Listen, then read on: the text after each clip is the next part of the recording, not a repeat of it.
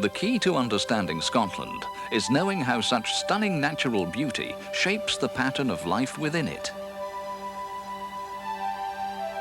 Deer roam the slopes of these high mountains as they have done for centuries.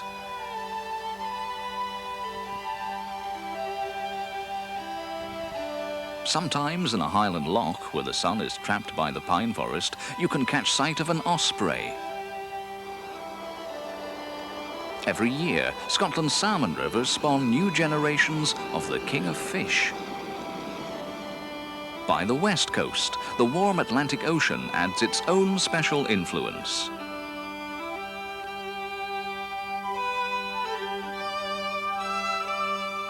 And only in Scotland does the landscape produce just the right combination of natural ingredients to give life to that special secret, malt whisky. Fragrant with peat and pure water, and the malted barley from which it takes its name.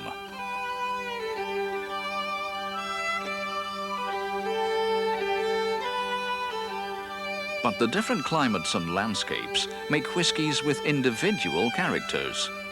The single malts, the handcrafted whiskies that are different.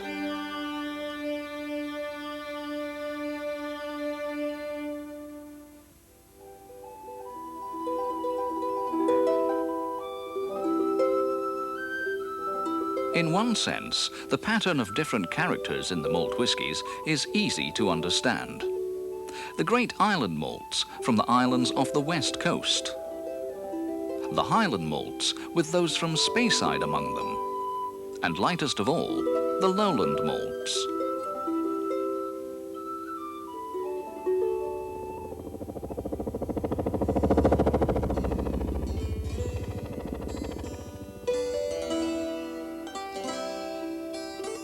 The beauty of Scotland was revealed as the Ice Age retreated in Western Europe.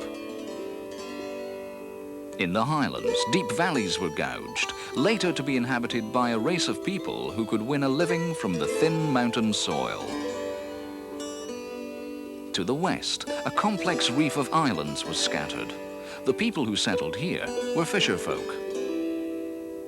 To the south and to the north, great plains were rolled, perfect for farming both cattle and crops. And that variety and difference shapes Scotland's single malt whiskies, all of them individual, heavy with peat in the west and the islands, lighter and sweeter in the south and the highlands.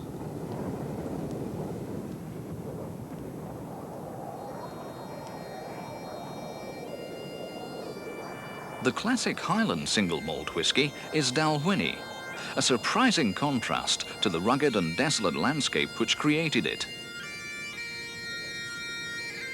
At over 1,000 feet, Dalwhinnie is Scotland's highest distillery. It straddles two mountain passes to earn its ancient Gaelic name of meeting place. For this is Drove Road country. Here, Scotland's cattle trails met as the drovers made a busy crossroads of this high mountain pass. And for the drovers, Dalwhinnie had a special advantage. With the cattle, they took the malt whisky down to the market towns of Perth and Stirling and Edinburgh, and made a welcome extra income. It takes a resourceful people to make a life at Dalwhinnie. In winter, you could be snowbound for weeks at a time. But making malt whisky is the perfect way to let the hard winters slip by. You can remember the short summers that grew the barley for the malt and gave the flush of heather that over the centuries made the peat.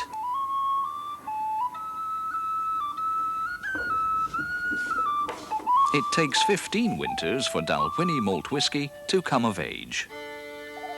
15 years spent in oak casks, while the spirit mellows and matures into a gentle whisky with a heathery, lacy finish.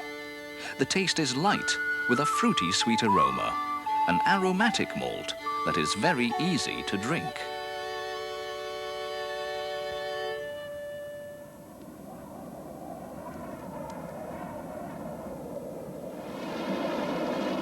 The snowmelt water held on the high mountains till late spring and summer is at the heart of the pure Scottish rivers. In the Monalia Mountains above Dalwhinnie, the Spey rises and begins its rush seaward. It is this water, run over impervious granite, clean and untainted, that gives the Speyside malts their light to medium character. The classic Speyside malt whisky, Cragganmore, has always been prized for its unique and individual style. The distillery that stands here today has grown from the still house that went with almost every farm.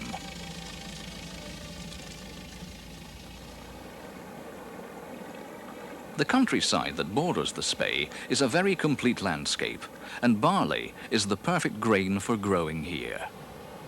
The water from the river and the golden barley make their magic in the pot stills, and the byproducts feed the cattle. It's a landscape in harmony, where one strength builds on another.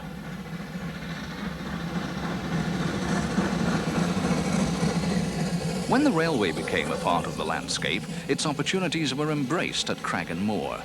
This was the first distillery to send its single malt out by train, and so the world learned a taste for Cragganmore.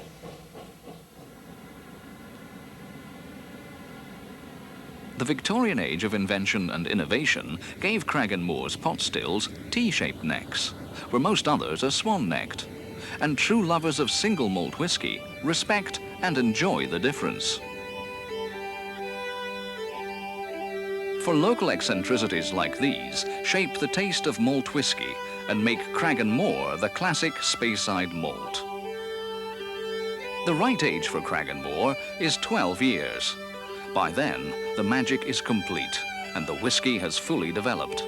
A haughty single malt, held in high esteem, dry on the palate with a hint of peat smoke in the finish.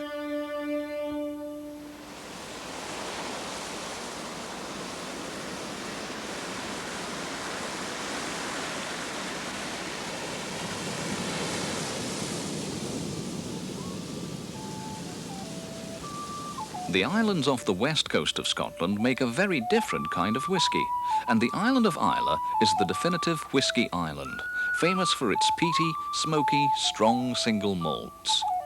Chief among the Islay malt whiskies is Lagavulin.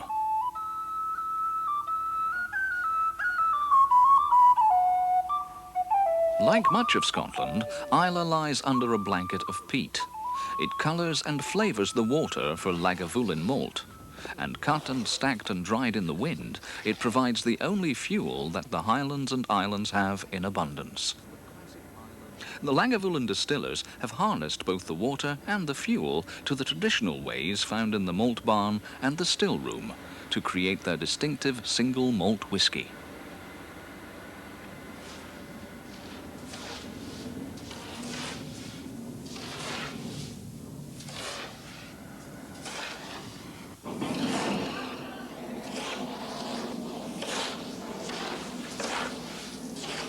Malt whisky gets its name from malting, the process the barley goes through to unlock the sugars that its grains contain. For it is the sugars that will be fermented into alcohol.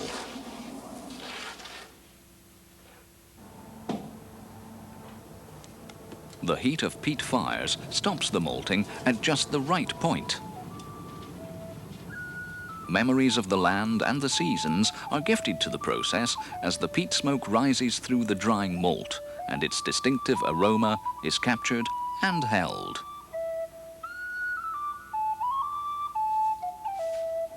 In the great bonded warehouse at Lagavulin, the influence of the sea is everywhere. In stormy weather, the gales throw the ocean spray against the walls, while in the benign intervals, the sea salt is heavy on the breeze that filters through. And so a special character is added to the taste as the whisky waits out its 16 years of maturation.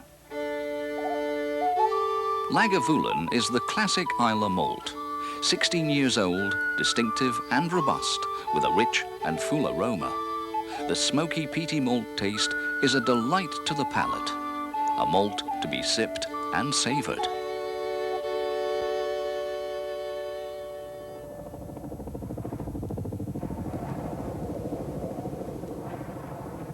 North of Islay, the Isle of Skye is separated from the mainland by just a narrow neck of water.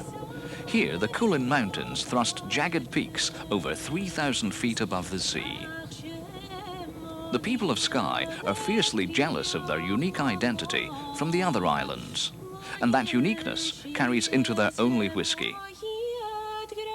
For Talisker is the only single malt made on Skye, and it is as different as the island itself.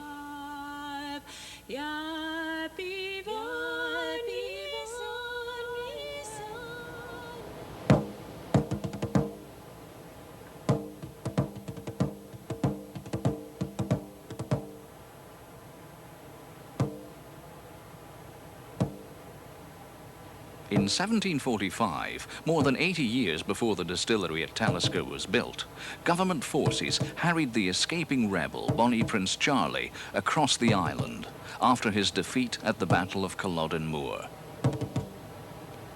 To quash their rebellious spirit and to punish the islanders for giving him sanctuary, the young men were forced into the army. At drumhead musters all over Skye, they reluctantly took the king's shilling, and so found themselves soldiers of the crown.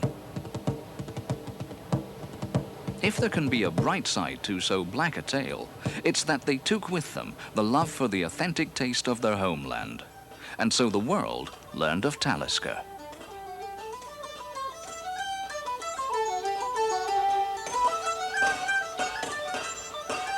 The same mountains and sea locks that today shelter the distillery and moderate the influence of the Atlantic concealed the French ship which was waiting to carry Bonnie Prince Charlie to safety.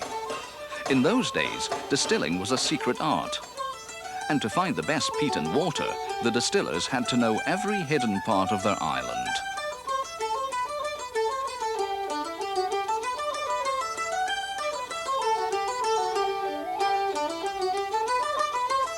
Even today, it is the same secret of peat and water and soft sea air that shape the taste of Talisker's single malt whiskey. Complex, sometimes hard to understand until you begin to love it. Full-flavored with a distinctive, lingering peaty taste. Well-balanced with a slightly sweet aroma. Part of the Talisker secret is its strength. It takes 10 years to reach its peak, and so that is when the casks are sent to the mainland for bottling. Then it begins its long journey to places that still hold the Scottish prince and the Scottish soldier in their history. And with them, Talisker single malt whiskey.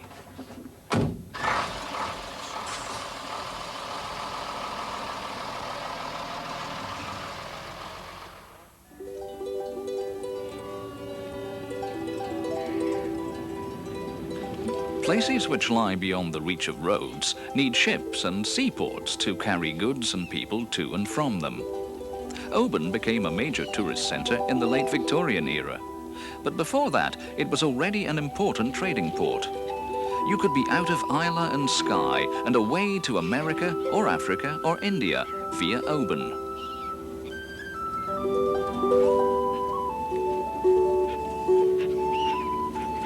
For the West Highlands and Islands, this was the natural distribution centre.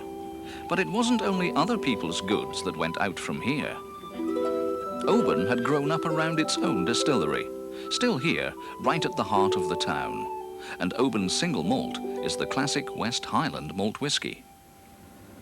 There are just 2 pot stills here, just as always, making limited batches of a fine malt whiskey that until now has been a closely guarded preference of the local people.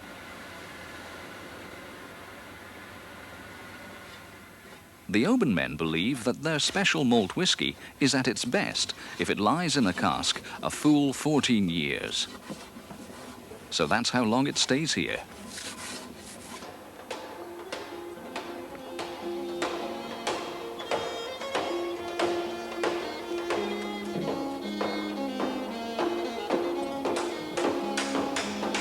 Malt whiskey was traditionally aged in oak sherry casks, but no one quite knows why the maturing spirit responds differently to English oak or Spanish or American. And if an Oban man stays with the kind of casks he's always used, then he's more likely to be right than wrong. Where Oban malt whiskey is concerned, you go with the traditional ways that have been proved for centuries. At Oban, the reward of tradition is an excellent all-round malt. A fresh, delicate hint of peat in the aroma and a long, smooth finish position this Oban single malt between a Highland Speyside and an Islay.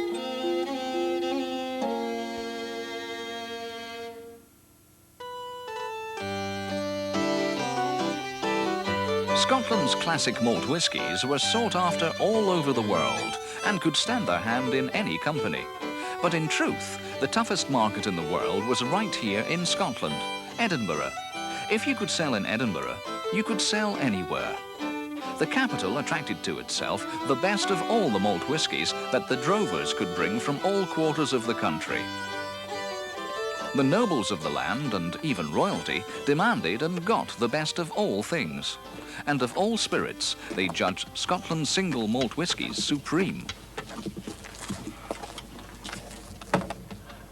And upright Edinburgh gentlefolk, always ready to emulate their betters, agreed.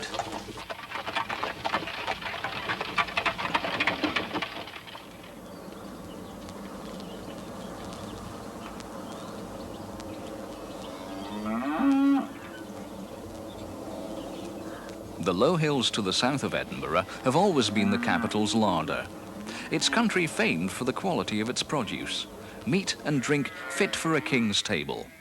But the capital drew to itself not only the great Scottish malt whiskies, but also the men who made them.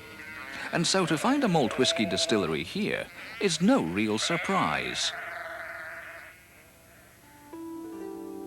Over the generations, it was local Edinburgh tastes, sharpened with long association to know and demand the best, that shaped and refined the lowland malts. The classic lowland single malt whisky is Glenkinchie. At Glenkinchie Distillery, there is still ample opportunity to find the single malt of old. A distillery purpose-built in the Victorian age by John and George Raitt to answer a demand from people who knew the best. It was their inventiveness and ingenuity that gathered the best people and techniques and concentrated them here where they could be closer to their market. Skills handed down father to son over generations of Highland and Island master distillers. At the end of the day, it's the men that make the whiskey as much as the water or barley or peat.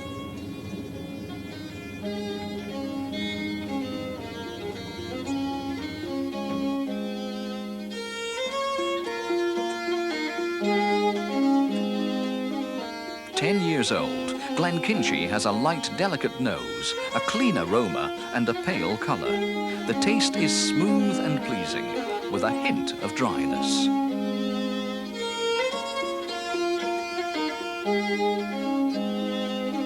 Scotland's classic malt whiskies, each one representing traditional excellence. Every cask is nosed during maturation by a man of long experience who can recognise and guarantee perfection. The great island malts, Lagavulin, Talisker, Oban from the west coast, Highland malts and the classic Speyside malts, Dalwhinnie, Cragganmore, and lightest of all, the lowland malts, Glenkinchie.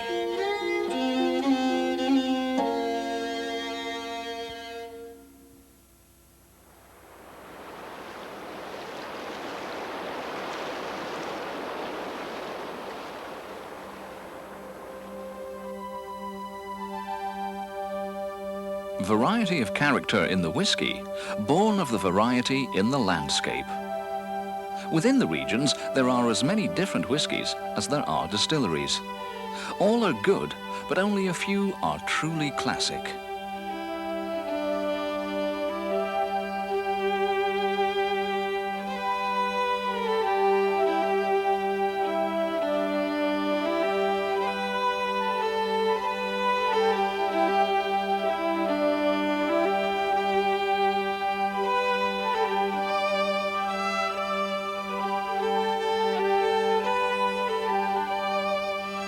Scotland's classic malts, a range of single malt whiskies recognised by experts as the authentic, traditional taste of the regions which produced them, carefully selected for their individual characteristics of age and strength and style. allowing the discerning palate to at least begin to understand some of the complexities of the most prestigious drinks in the world. Scotland's classic malt whiskies.